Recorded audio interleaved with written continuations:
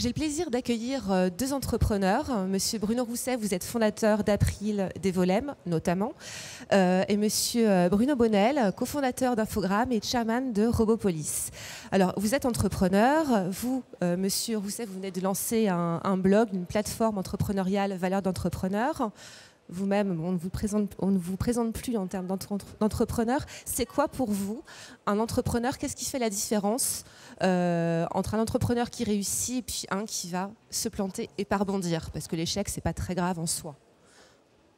Je crois c'est pas très important, vous l'avez dit. Ce qui fait la différence, c'est pas très important. Ce qui est plus important, c'est quelles sont les valeurs qui caractérisent la réussite d'un entrepreneur.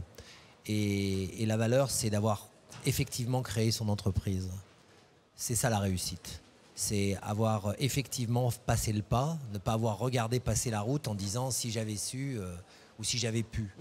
Je pense que l'acte même de fondation de l'entreprise, c'est une réussite. Après, il y a plein de critères de réussite beaucoup plus objectifs, la réussite financière, la réussite de part de marché, la réussite de produit.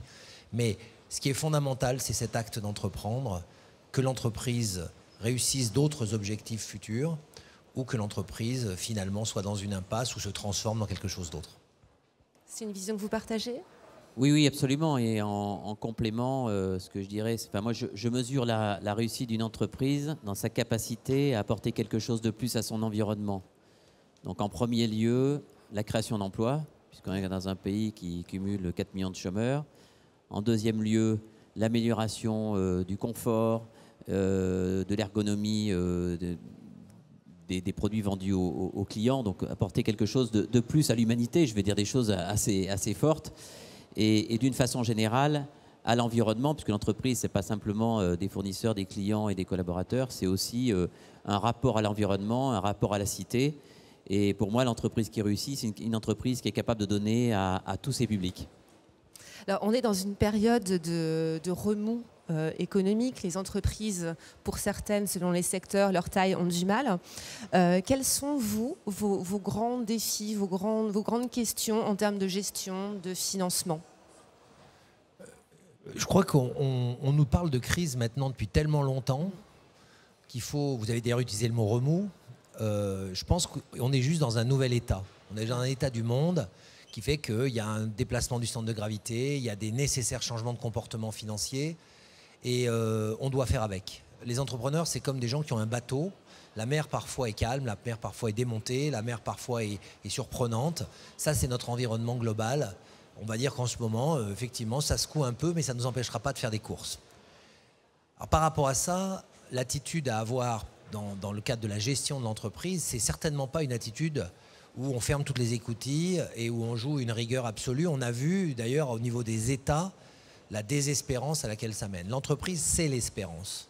Donc il faut avoir de quoi tenir assez longtemps par rapport à sa vision. Donc il faut faire attention à ces, entre guillemets, munitions. Mais il faut quand même être déterminé dans le fait qu'on veut avancer. Donc il ne faut pas que la direction financière de l'entreprise prenne les rênes au nom de la rigueur absolue. Il faut qu'il y ait un dialogue encore plus fort dans ces périodes-là, des équilibres entre l'audace de l'entrepreneur, qui est absolument nécessaire pour avancer et éventuellement sortir de ces périodes difficiles, et la gestion nécessaire à garantir une certaine pérennité, en tout cas à garantir le fait qu'on va aller jusqu'où on peut aller pour essayer de s'en sortir. Donc certainement pas une rigueur et certainement pas oublier que l'entreprise, c'est le mouvement. Même question. Oui.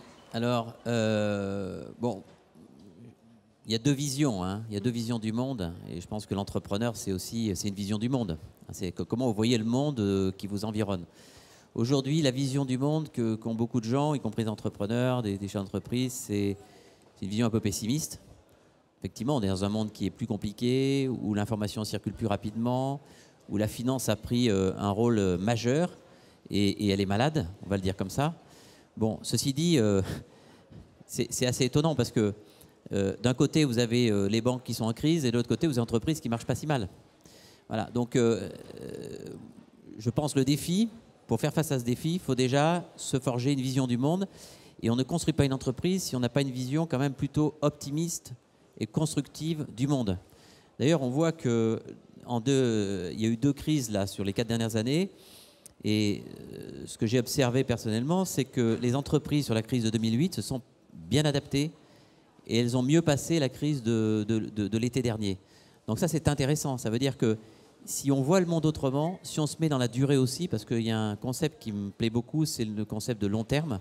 Si on se met dans la durée, on ne va pas voir l'actualité de la même façon que si on se dit qu'est-ce qu'on va en penser, en dire de ces événements qu'on voit aujourd'hui sous nos yeux dans 3 ans, dans 5 ans, dans 10 ans. Voilà. Donc je pense que l'entrepreneur doit construire cette vision, et si on veut faire grandir les entreprises, c'est aussi en ayant une vision optimiste et positive, parce que sinon on ne fait rien. On n'embauche plus, on ne développe plus l'entreprise, on ne fait plus rien. Alors, il y a un homme clé dans l'entreprise qui n'est pas forcément très connu, c'est le rôle du DAF. Un rôle stratégique, important, dans un monde qui bouge. Comment ce métier évolue? Qu'est-ce que vous attendez du DAF aujourd'hui? Qu'est-ce qui a changé par rapport à hier?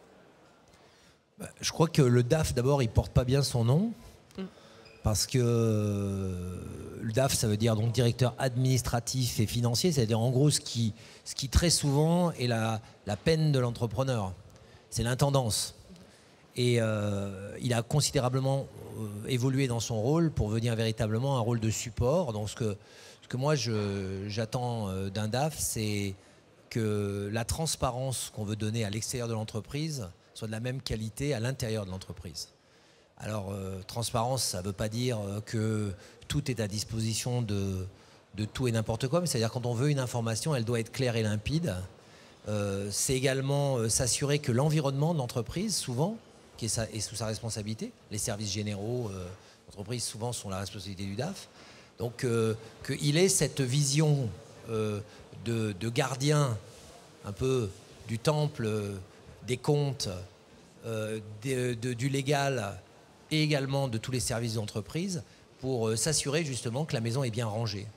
Et ce n'est pas du tout une tâche, c'est une tâche qui rassure les chefs d'entreprise, c'est une tâche qui rassure les employés, de savoir qu'il y a cette organisation qui est mise en place. Donc moi je dirais plutôt qu'en américain d'ailleurs, ils les appellent plutôt les COO, Chief Operation Officer. C'est vraiment un directeur des opérations et de l'organisation, donc je vous propose un truc, changez le nom du salon du DAF et appelez-le le salon des directeurs de l'organisation et des opérations. On passera le message. Alors DAF, gardien du temple, comment vous le voyez, vous? Moi, le DAF du futur, je le vois très bien. Je le vois de 3 manières. International, global et digital. Alors international, parce qu'on est dans un monde où une entreprise française qui souhaite se développer ne peut pas ne pas passer par l'international. Donc ça veut dire une culture, une compréhension du monde de l'autre. Voilà. Donc je pense que le DAF joue un rôle essentiel, puisque parfois cette expansion d'entreprise passe par la croissance externe. Donc il faut aller chercher des entreprises à l'étranger, et c'est souvent le rôle du CEO, on va l'appeler comme ça maintenant désormais. Voilà. Donc l'internationalité est un sujet très important. Ensuite global, c'est-à-dire que c'est plus, comme le disait Bruno, le simple analyste de la finance, mais c'est... J'aime bien l'image du directeur des opérations, parce que on va au-delà des chiffres, et quand je dis global, pratiquement le DAF c'est un vice-dirigeant. Il doit avoir une vision très globale de ce qui se passe en entreprise. On ne peut pas analyser correctement les chiffres si on ne sait pas ce que c'est qu'un client, si on n'a pas une connaissance des produits, si on n'a pas quand même un petit vernis sur les marchés sur lesquels l'entreprise se développe. Donc il y a un côté global et stratège qui me va bien. Et puis la dernière chose, c'est que digital, parce qu'on est dans le monde de l'Internet, on est dans le monde de la dématérialisation, et que la fonction financière que tient le DAF, eh bien, doit s'appuyer de plus en plus sur ces technologies-là pour gagner en rapidité, pour gagner en efficacité, pour gagner aussi en lisibilité. Et bon, dans pas mal d'entreprises, les choses se déroulent ainsi. Alors, l'entreprise, c'est un projet, c'est une ambition, un homme à son origine, et ce sont ensuite des hommes autour qui la font vivre. Comment vous ressentez cette notion de management, de chef d'équipe, quelle image vous avez de ce management, notamment en période de crise? Est-ce que ça change quelque chose, management de crise? Je pense que, encore une fois, cette notion de crise, c'est un environnement avec lequel il faut faire. Le management, c'est une problématique d'équipage. Une entreprise, ça pourrait être comparé à un équipage de bateau, une équipe de foot. Enfin, on peut trouver 50 métaphores, mais ça veut dire que chacun a son rôle, chacun doit le tenir. chacun doit en être fier et surtout fier de participer à cette aventure entrepreneuriale. Donc, c'est plus facile de gérer les gens dans le succès que dans la difficulté. Mais ça solidifie beaucoup les équipes que d'affronter des difficultés ensemble. Donc je pense que la priorité qu'on doit donner en tant que chef d'entreprise pour la gestion de ce groupe de management, c'est de les faire participer. C'est surtout pas de prendre des décisions et de les faire exécuter, un peu comme on le faisait dans les guerres napoléoniennes, où on avait une espèce de général qui disait on y va, vous balancez vos troupes à droite à gauche, mais au contraire de leur dire cette mêlée, il faut qu'on la gagne ensemble, et donc les faire participer pour les faire grandir. Oui, aujourd'hui, les collaborateurs ont besoin de sens, de signification. Ils ont besoin de comprendre. D'ailleurs, c'est particulièrement vrai de la génération Y. On ne les fait pas avancer s'ils ne comprennent pas ce qu'on veut faire d'eux. Donc je pense que c'est des gens qui sont prêts à recevoir la vérité d'une économie qui se porte peut-être pas très bien, de difficultés que peut rencontrer l'entreprise. Je pense qu'à partir du moment où cette vérité elle est partagée, on peut, et puis que à la suite de ça, l'entrepreneur ou le dirigeant propose des visions, on peut emmener beaucoup de monde. Donc c'est vrai que c'est plus le management de papa.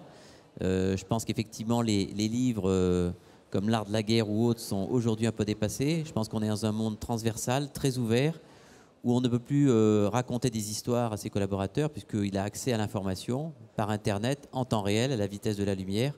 Voilà, donc le nouveau manager, si on veut parler de ça, eh bien, c'est celui qui a cette capacité à comprendre ça et qui va développer son équipe non pas dans un mode hiérarchique, mais dans un mode partageur et communicant. Merci beaucoup à tous les deux. Merci.